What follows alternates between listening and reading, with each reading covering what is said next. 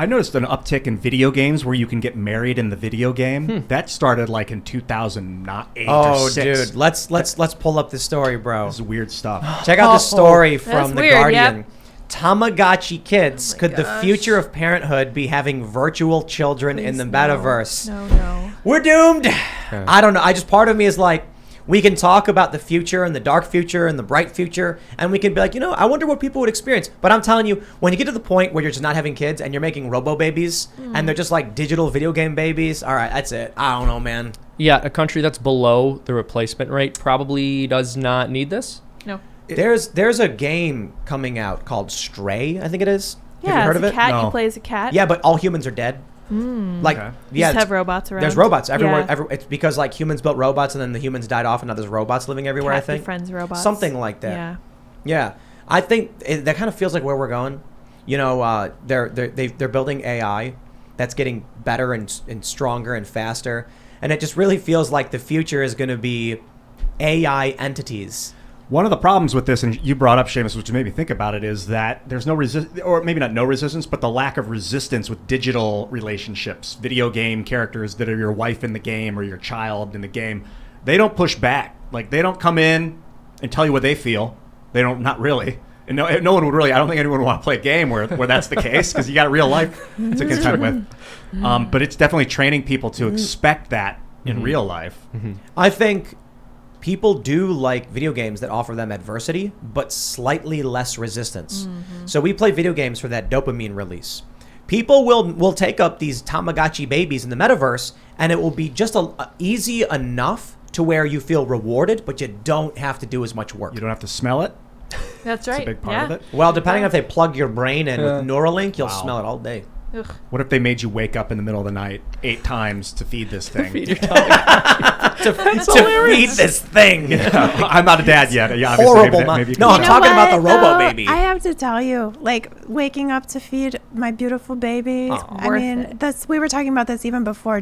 I actually said the smell. I said, but it won't have the smell. Like I need to sniff his hair, my little baby. I don't understand like why people would want this. But I mean, one thing that comes to mind for me also is that there's been a decrease in people's sense of self, right? A lot of people have been coming to therapy, saying like that they don't have as much of a sense of self. And psychologists have thought about it in terms of, the decline of the family or decline of religion or, social roles kind of, breaking down. And a lot of people just don't have what they feel is like a sense of self. And so I wonder if on some level, these virtual relationships and, they're seeking somebody else to kind of provide that for them. I don't know, but I definitely don't want a virtual baby. I want to smell mine. I want Need a to real one. see him in the middle Yeah. of the night, Just everything. imagine what it will be like when people have like a 16-year-old virtual AI life form, and the AI's advanced to the point where it's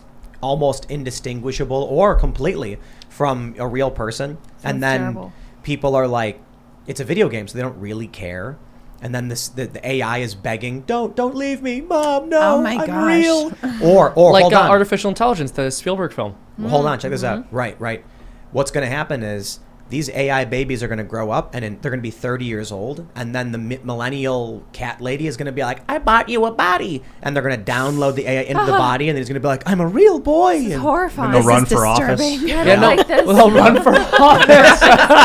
Regretting that already. I think it's funny that's what you think is the scariest part. That's We'll be pretty terrifying. politicians. I mean, yes, or journalists. I wonder if someone's going to hack it and then have their digital 20-year-old have a digital baby that is the 20-year-old as a baby, and they're going to be like, and they're going to be like, clap, look how fun this is to hack Man. the 30-year-old not grow AI up. babies are going to have their own AI babies, Oh, and this you're going is to have AI horrifying. grandchildren. You're gonna have like people Like who don't this. allow the AI baby to age. This But- terrifies me because if the power goes out, not that we can't build persistent power structure systems like nuclear batteries and things that can never go out, but if there's some sort of disruption in the electric flow that these things disappear, it would make an insanity. Like it would have an entire populace of insanity of people that have lost their minds, their babies basically, and desperate and enraged. There's that show Upload, where they can upload your consciousness, and in it they also make AI babies. But there's laws in this version of the future where people who have their consciousness uploaded can't work because it would create labor shortages and stuff because people would never die. And you could do coding and other work in this digital reality.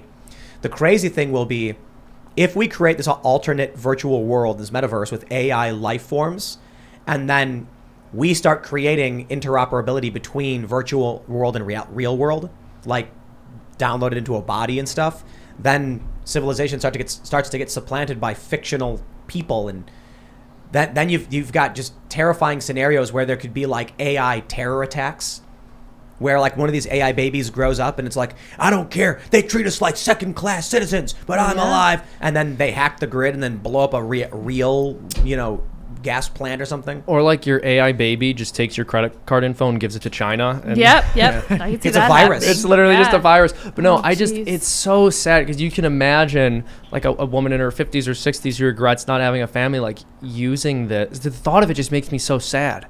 In a way, it's someone like, it's like maybe a paraplegic or someone that lost the use of their legs using a neural net to regain function. Maybe it could be an opportunity for people that missed the boat on having a baby to experience, but it is a form of psychosis. I think that those yeah. people need to go be a good aunt or uncle to their friends' Yeah. babies. Amen. This Yeah. reminds me of like the sex dolls thing, like Yes. like the real life, like realistic sex dolls things. Like I don't know, I'm just the whole thing honestly kind of creeps me out. Agreed. Adopt. So Ian, you made this point, and I think it's interesting because you said, what about the people who missed the boat and they weren't able to have a child? And my response is, the purpose of having a child is not for you. It's not for you to get to have the experience of raising a child. The purpose of raising a child is to bring a new life into the world and care for it. And then the whole point of parenthood is for it to be about the child and not the parent. This totally flips that on its head. That's a good point. Yeah. Tamagotchi kids. Ugh, cringe. Oh man. Wait, in psychology, do you guys? I think it was Matt Walsh. It may have been Jesse Kelly. I think it was Matt Walsh who said, we already have those. They're called cats. I believe that was, yeah. Yeah, was that Matt? Sounds like both of them. Either one of them. I know, right? Right. Do you guys in the psychology, I don't know if it's industry or whatever, but like, do you work with like how AI is impacting human psychology or how internet and digital communications are impacting? I'm sure some psychologists do, but I personally don't. But in terms of psychology, I will say that to your point, Seamus, about parenting being about the child, Freud, and I'm not a big fan of everything Freud ever said or did. Thank but- goodness. But one of the things that Freud said is that women only really get over their vanity through motherhood. So to your point, yeah. I mean, having become a mom myself, I swear it's like I've known many women and men who have said the same thing. It's almost like you feel your heart growing bigger and bigger and bigger. Like you just can't get over how much love and care just pours out of you. Isn't he the guy who also said that women wanted dongs? Perhaps. It's like yes, part of that's it. true. Yeah, That's part true. of it. They were That's envious, true. so that was So their yeah, fault. I just one little quote he had that came to mind. That's all. That we're like putting her on trial. Like, did he not say this as well? She's like, No, I wasn't saying it to No, discredit I him, know, but I was know, like, I Isn't he know. the same guy who said that thing? yeah, He so is. he had some interesting. He had some other interesting thoughts on motherhood that I won't get into. Yeah. I wonder if Oh, the not good mother, ones? the mother and Yeah. the baby have like a sort of entanglement, quantum entanglement between the two of them energetically. Like you said, you felt like you were growing more as a person as this baby is also growing as a person. And I found with my mom, it's purely anecdotal, but I stay up late. I'm up late at night, and so is she. I went like a year without talking to her. I didn't know she was up late. Just turned out that our sleep schedules were in line from across the country. I don't know. If Do you that's- think that, Seamus, that when a life is created, part of the souls of the parents make that soul? Where does that that's a soul good come question. from? I don't think so, from God. So it's interesting because this is something I sort of got into on the show. It is not like the soul does not come from the parents. It comes from God. That's what the Catholic theology says. But do you think It if does the not soul come was from like latching on to a piece of matter, that the parents would create a piece of matter that has a similar latching structure, that a similar soul would?